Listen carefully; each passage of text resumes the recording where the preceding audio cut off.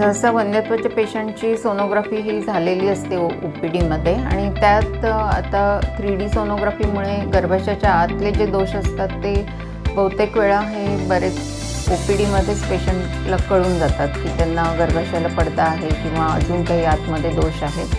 तर हे जे गर्भाशयाचे दोष आहेत हे हिस्टोस्कोपी म्हणजे गर्भाशयाच्या पोकळीच्या दुर्बीण तपासणीने आपल्याला दूर करता येतात. जसं गर्भाशयाच्या आतमध्ये जर पडदा असेल त्याला आम्ही सेप्टेड युट्रस म्हणतो, तर तो सेप्टम हा आपल्याला हिस्टोस्कोपीद्वारे कट करू शकतो आपण. आणि काही वेळा पॉलिप्स किंवा फायब्रॉइडच्या गाठी असतात गर्भपिशवीमध्ये, ह्यांनी पेशंटना वंध्यत्व पण येतं, काही वेळा हेवी ब्लिडिंग पण होतं, पोटात दुखतं पाळीमध्ये. तर ह्या गाठीसुद्धा आपल्याला हिस्टोस्कोपीद्वारे किंवा गर्भाशयाच्या ह्या पोकळीची जी दुर्बीण तपासणी ह्याद्वारे काढता येतात. आणि ह्यामध्ये पेशंटला सेम डेला आम्ही डिस्चार्ज करतो, सेम डेला पेशंट घरी जाऊ शकतो. काही वेळा पेशंटच्या गर्भाशयाच्या आतमध्ये असं गुंता झालेला असतो किंवा तंतू चिकटलेले असतात ज्याला ॲडिजन्स म्हणतात.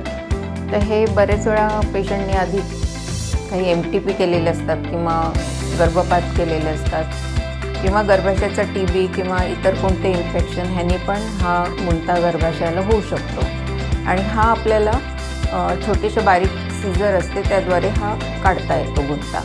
आणि ह्या प्रकारच्या ऑपरेशननंतर पेशंटला कन्सीव्ह करायला फायदा होतो. आणि अजून एक गोष्ट म्हणजे बरेच वेळा वंध्यत्वाच्या पेशंटना असं आढळलं जातं की गर्भाशयाच्या आतली जी गादी आहे किंवा लायनिंग आहे ती सोनोग्राफीमध्ये एकदम पातळ झालेली आहे किंवा त्याला रक्तपुरवठा कमी आहे. तर जेव्हा केव्हा आपल्याला फ्युचरमध्ये IVF करायचं आहे किंवा IUI करायचं आहे अशा पेशंटना आम्ही म्हणजे प्रिव्हियस सायकलमध्ये किंवा 1 महिना आधी त्यांना PRPचे इंजेक्शन्स घ्या म्हणून सांगतो. तर ह्यासुद्धा PRPचे इंजेक्शन हे दुर्बिणीच्या साह्याने गर्भपिशवीमध्ये 4 ठिकाणी 5 ठिकाणी असे टोचले जातात की ज्यांनी त्या गर्भपिशवीमध्ये रक्तपुरवठा वाढतो, ग्रोथ फॅक्टर्स वाढतात आणि जी गर्भाशयाच्या आतली लायनिंग आहे, एंडोमेट्रियम आहे, ते चांगलं होतं किंवा गर्भधारणेसाठी उपयुक्त होतं.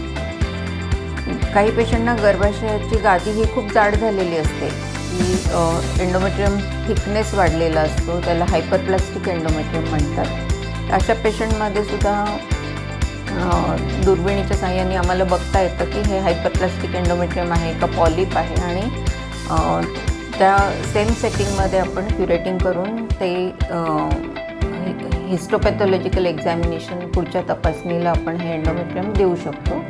आणि भविष्यात काही कॅन्सरचा धोका आहे का हे पण पेशंटला माहिती करून देतो.